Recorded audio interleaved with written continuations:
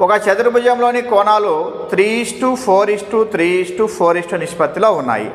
ఆ చతుర్భుజం ఒక అని చెప్పని ఫస్ట్ ఆప్షన్ దీర్ఘ చతురస్రం, సెకండ్ వన్ చతురస్రం, థర్డ్ వన్ సమాంతర చతుర్భుజం, ఫోర్త్ వన్ సమలంబ చతుర్భుజం అన్నాడు. మనకి కోణాలు వచ్చేసి ఎలా ఇచ్చాయంటే 3:4:3:4. దీని మీనింగ్ ఏమనకు ఏదైనా ఒక తీసుకున్నాం అనుకోండి, తీసుకుంటే ఏమని అర్థం మనకి ఇప్పుడు ఏబిసిడి అనుకోండి, ఇక్కడ 3 ఉంటే ఇక్కడ 4 ఉంటుంది, ఇక్కడ మళ్ళీ 3 ఉంటుంది, ఇక్కడ 4 ఉంటుంది. అబ్జర్వ్ చేస్తామని ఇక్కడ ఈ ఎదురెదురు కోణాలు ఏమైనట్టు మనకు సమానమైనట్లు. యాక్చువల్గా మనకు ఫస్ట్ దీర్ఘచతురస్రం ఇచ్చిన ఆప్షన్ ప్రకారం తీసుకున్నామంటే మనం దీర్ఘచతురస్రంలో ఎలా ఉంటాయి, మనకు అన్ని కోణాలు కూడా 90 degrees ఈక్వల్ అవుతాయి.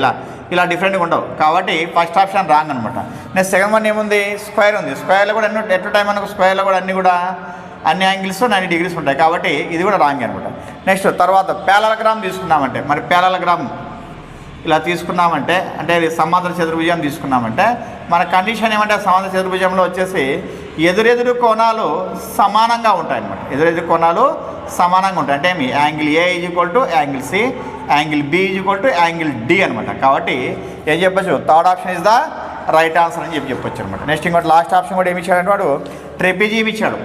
లాస్ట్ ఆప్షన్ వచ్చేసి మనకు ట్రెపిజియం ఇచ్చాడు. మరి ట్రెపిజియంలో ఎలా ఉంటాయి అంటే ఎదురెదురు కోణాలు మనకు డిఫరెంట్గా ఉంటాయి అనమాట, సమానంగా ఉండవు. కాబట్టి ఏ ఆప్షన్ చెప్పొచ్చు అంటే third option is the right answer.